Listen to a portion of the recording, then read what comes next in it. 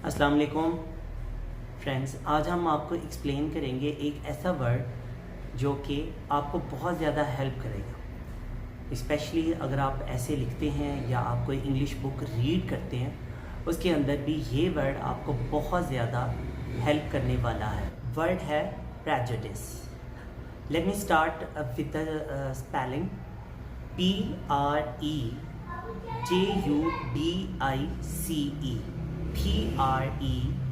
PREJUDICE। Friends, ये तो है इसकी स्पेलिंग। अब हम डिस्कस कर लेते हैं कि how we actually pronounce it. So we pronounce it like prejudice. There are three main parts of this word, and you emphasize more on the first portion of the word, which is prejudice, or some people pronounce it like prejudice. Anyhow, so friends, now we move on to its meanings. और इसके basically इसकी दो तरह से इसके meaning लिए जाते हैं। एक तो इसका मीनिंग जो होता है, it is considered as a noun, और दूसरा ये लिया जाता है एज अ वर्ब। तो फ्रेंड्स, हम वन बाय वन दोनों डिस्कस कर लेते हैं। Let us start with the nature of this word in the umbrella of noun. Friends, अगर हम उर्दू में बात करें तो ये लफ्ज़ उर्दू के अंदर इसका मतलब होता है तासुब। तासुब का मतलब होता है किसी की तरफ झुके होना, मतलब कोई फ़िरक़े में झुका होता है, कोई क्रिश्चियनिटी की तरफ ज़्यादा माइल होता है। तो जो बंदा जिस तरफ बाइस होता है या अगर कहीं झुका हुआ है, किसी की तरफ उसके ख़यालात हैं, तो उसे हम कहा जाता है prejudice.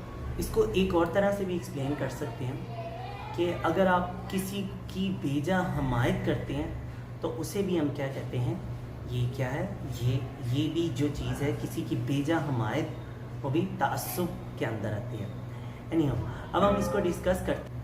In English it means pre conceived opinion about something.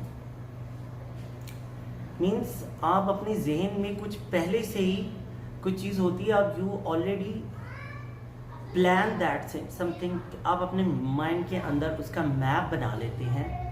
उसका मतलब होता है प्री कॉन्सेप्ट या प्री ओपिनियन या प्री कंसीव्ड ओपिनियन।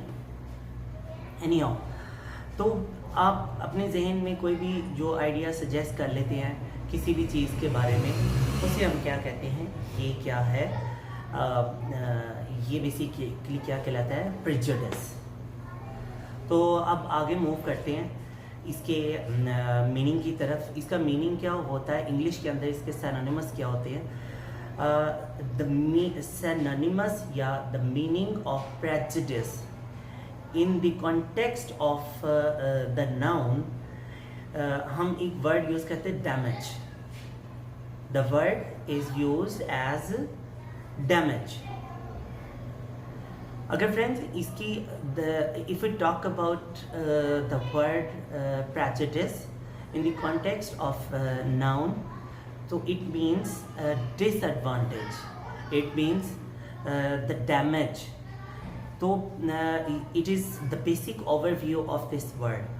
तो अब हम मूव करते हैं कि how we can use it in the sentence. एक दो फिक्रे आपके साथ डिस्कस कर लेते हैं so that you could easily understand the word prejudice.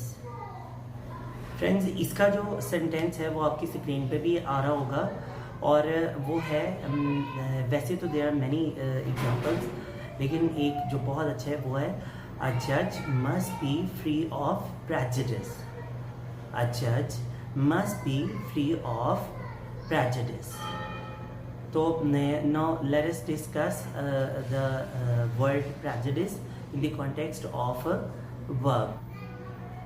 If we talk about the word prejudice in the context of a verb, so basic meaning of the word is make bias। make bias, बात वही है लेकिन इसको noun as a noun भी use करते हैं and we also use the word as a verb.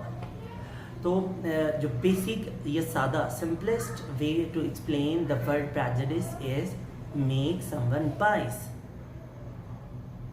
अब इसका एग्जाम्पल देख लेते हैं in the context of verb.